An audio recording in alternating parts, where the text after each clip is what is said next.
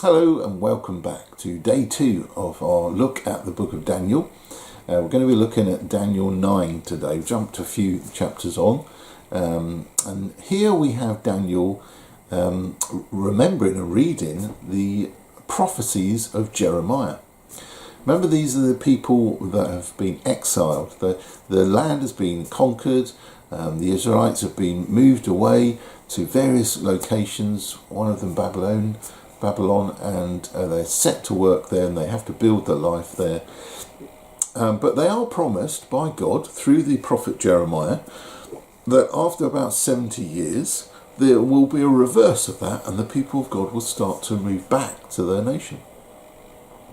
Well, Daniel reads this and thinks 70 years is up now. I mean, Daniel's over 80, so he remembers all of this, and he realises that we need to start getting on our knees and praying that this will be fulfilled. But it's interesting that when he approaches God, he recognises the situation that his people are in. They are the guilty party. They are the ones that disobeyed God. They are the ones that need to humble themselves before God and acknowledge his rule in their lives. And so he prays for the forgiveness of the people. He prays that the Lord will remember his promises. I don't know about you, but do you hear the voice of God very clearly through things that are promised in the scriptures? Do you recognise God's leading in your life when you read something in a scripture? We have a written record, like Daniel was obviously reading a promise of God.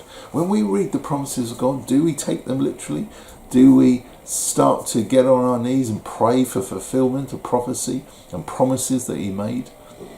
I don't know about you, but it's quite easy to sort of sideline the will of God and sideline these promises and think, will they happen? I don't know. I don't know if they will or not. But ultimately, when God says something, we need to recognise that as his will. We need to recognise that we need to fall in line with his will. Because if we don't, there are consequences. The whole nation was expelled from the promised land and marched off into slavery or work or whatever. And yet God is still trying to build a way back to restore that relationship. If we mess up, if we decide to ignore God's promises and will, then there are consequences in our lives. We can have broken relationships, we can have broken families, we can have poor work ethic, we can upset the community around us, we can ruin our lives by not taking the right choices, by not honouring God in our life. Well, this chapter starts talking about God's rescue plan. There's prophecies that many recognise as messianic prophecies. In other words, talking about Jesus, the coming Messiah.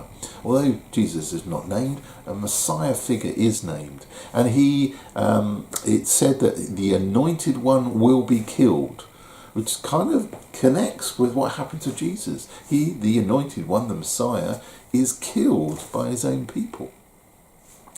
Really starts talking about how God is going to restore Jerusalem and rebuild the temple. Well, in many ways, that sort of happened, and it echoes Jesus' death, his resurrection, and the building of the church, the Christian church. Now, I don't know about you, but ultimately speaking, we need to realise that we've got to take what God says in the Bible with more weight. We've got to accept that it is God telling us how to live, how to act. And remember that the promises he made in those scriptures really hold true even today.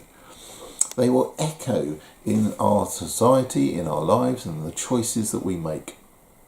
And if you feel far from God, if you feel that it would be impossible for him to change your situation, don't forget that we have a God of the impossible. He can make things completely reverse round, and although there's no way that anyone would believe that the people of God would be returned to their nation, it happened. God did return the people of God, and we need to be honest with ourselves and ask forgiveness for the things that we do wrong, and acknowledge that we need to set our heart and minds on fulfilling the will of God. And who knows how He will change our lives, how He will turn situations around, restore relationships, restore our reputation in the community, just lead us into the life we're supposed to live in a fulfilling way.